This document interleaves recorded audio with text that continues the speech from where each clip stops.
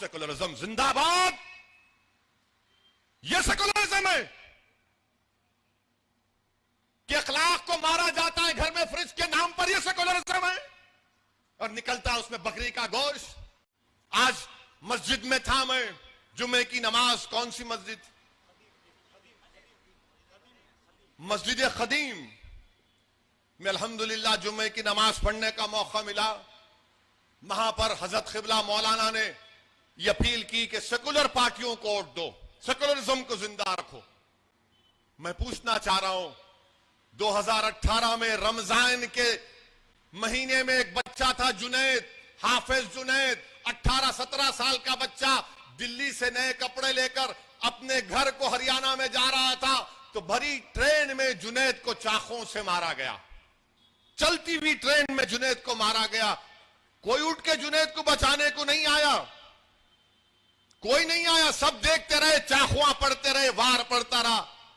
Platform आया, train रुकी तो उसका भाई अपने जख्मी भाई को उठाकर प्लेटफॉर्म पर उठाता है और कहता है कि कोई मदद करेगा मेरे भाई को, क्योंकि 50 सीढ़ियां चढ़ के दूसरी जगह उतारना है। कोई नहीं आया। यह सेकुलरिज्म है।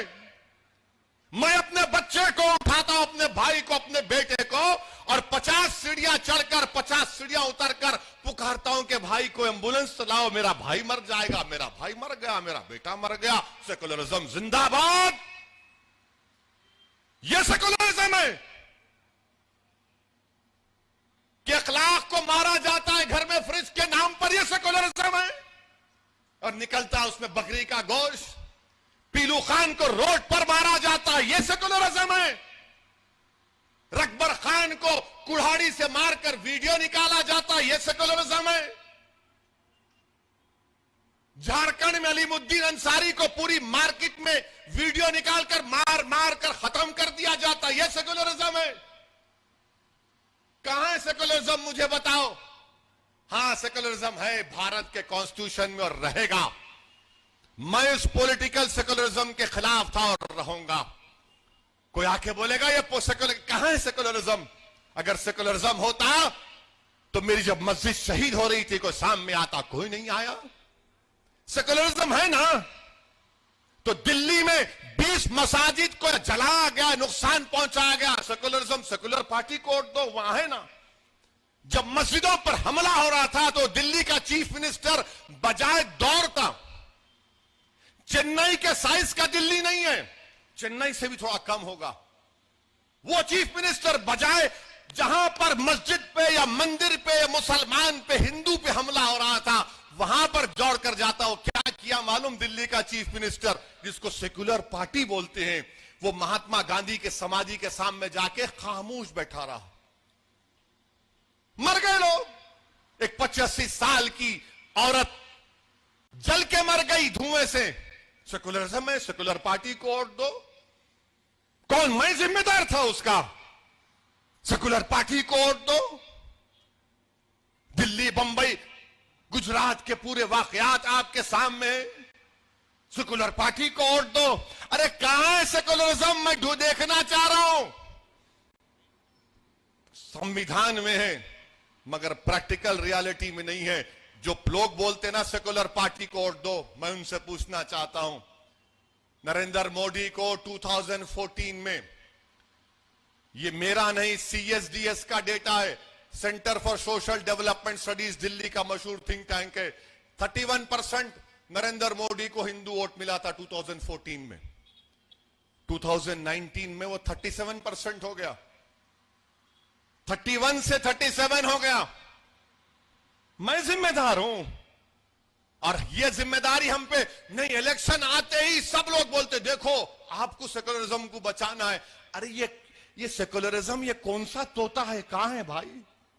किधर है वो? बताओ ना। बचाना है, बचाना है, फिर मेरे को कौन बचाएगा? मेरे बच्चों को कौन बचाएगा? मेरी मां को कौन बचाएगा? मेरी मस्जिद को कौन बचाएगा? मेरी जान को कौन बचाएगा? मेरी पहचान को कौन बचाएगा? क्या हम गुलाम हैं इन लोगों के? क्या इलेक्शन आते हैं कि खाली वोट डालो, वोट डालो? क्या हम वोट नहीं ले सकते? क्या तुम पैदा इसलिए हो कि तुम वानी अंबाड़ी में सिर्फ वोट डालोगे, वकील को नहीं डालोगे?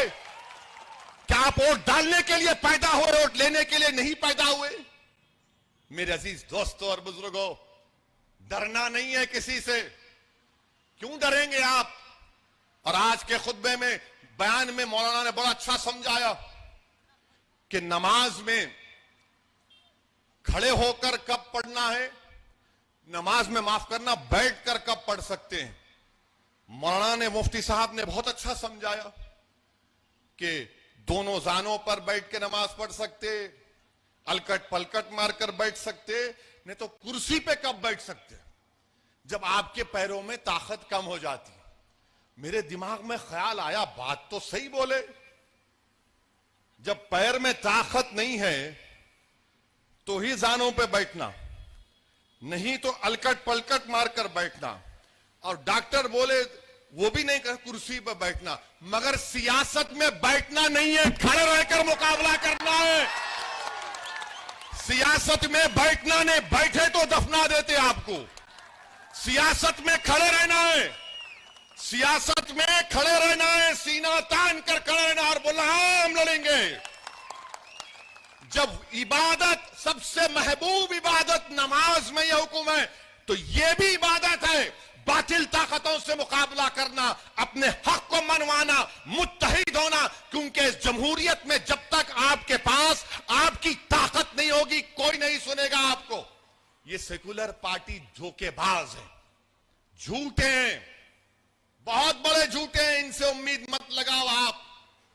आज बोल रहे हैं सेकुलर था ना 5 साल पहले, क्या सबने नहीं कहा था कि एडीएमके को वोट दो? सोचो आप, 5 साल पहले ही बोले थे ना, जैसा आज जुम्मे में बोले, 5 साल पहले ही बोले थे एडीएमके को वोट दो, एडीएमके को वोट दो। उन्हें क्या करा? उन्हें बोले शर्माओ न को, खाली मुंडी तो भी हिलाओ, ऐसा बोलो, बोले थे ना। फिर क्या हुआ? उसका जिम्मेदार मैं हूं। आप बोले उनको वोट दो, हमारी बहन को रुला दिए, नीलोफर को रुला दिए। अब आप बोल रहे नहीं इनको वोट दो। मेरे भाई, ये सियासत है, पॉलिटिक्स है, इसमें आपको फुटबॉल खेलना है, फुटबॉल खेल के गोल मारना है। मगर हम क्या कर रहे हैं? हम क्या कर रहे हैं? हम खुद फुटबॉल बन जा रहे हैं इनके पैरों में। फुटबॉल खेलना है, पॉलिटिक्स में फुटबॉल खेलना है। जिस तरह वो क्या फुटबॉल प्लेयर का नाम है, रोनाल्डो की तरह लेके दौड़ना है। यहां क्या हो रहा? नहीं, हम ही खुद फुटबॉल बन जा रहे। सेकुलर पार्टी कहां है? सेकुलर पार्टी कौन सेकुलर है? हां, मैं आपको, मुझे बदनाम करते कि इन्हें फिरका परस्त है। ठीक है, मैं फिरका परस्त हूं। अगर मजलूम आवाम के लिए लड़ना, संविधान में, कॉन्स्टिट्यूशन में जिसका राइट है उसके लिए लड़ना अगर कम्युनलिज्म है और उसको फिरका परस्ती कहते हैं, तो भाई मुझे अपनी फिरका परस्ती पे फख्र है। मुझे गालियां देते हैं कांग्रेस के लोग, बोलते हैं इन्हें दल्लाल है। वो बंगाल की चीफ मिनिस्टर बोलती मैं पैसे ले लिया। अरे भाई, कुछ भी होगा, मेरे दिल का हाल अल्लाह जानने वाला है, तुम नहीं होते। मैं क्या हूं मेरा रब जानता है, क्योंकि मुझे मालूम कि मैं और वकील जब मर कर जाएंगे तो हमको हमारे अमाल का हिसाब देना है। मैं किसी नाम निहात इन लोगों को जवाब दे नहीं हूं, मैं ना जवाब नहीं दूंगा इनको। मेरे अमाल का हिसाब मेरा रब लेगा। और अगर आज असदुद्दीन अवैसी हैदराबाद से निकलकर वानियमबाड़ी को आया है, तो मैं वानियमबाड़ी के अवाम से कह रहा हूं, तमिलनाडु की अवाम से कह रहा हूं कि इंशाअल्लाह ताला अल्लाह जब तक मेरी जिंदगी को बाकी रखेगा, मैं वानियमबाड़ी को आता रहूंगा, इलेक्शन लड़ता रहूंगा और इंशाअल्लाह ताला हम कामयाब होंगे। इंशाअल्लाह ताला हम कामयाब होंगे और डरने और घबराने की जरूरत नहीं है। याद रखो, नबी रहमत सल्लल्लाहु अलैहि वसल्लम की जिंदगी हमारे सामने, ताइफ का सफर है, अहद के मसाइब और मुश्किलात हैं, ये तमाम हमारे सामने। हिम्मत और हौसले को बुलंद रखो। 6 तारीख के दिन निकलकर आप अपने एक कोट पतंग के निशान पर पूरे एतमाद के साथ और बगैर डरे, सिर्फ रब से डरना है, ना मोदी से डरना है, ना स्टालिन से डरना है, ना ईपीएस से डरना है, ना ओपीएस से डरना है, ना ओवैसी से डरना है, ना दिनाकरन से डरना है, किसी से नहीं डरना। पूरे इत्मीनान और एतमाद के साथ 6 तारीख के दिन बटन दबाकर वानियमबाड़ी के लिए आप वकील को कामयाब करिए और इंशाअल्लाह ताला टीटी दिनाकरन तमिलनाडु का राइजिंग पॉलिटिकल स्टार है, हम उनके साथ रहेंगे। अस्सलाम वालेकुम व रहमतुल्लाहि व बरकातुहू।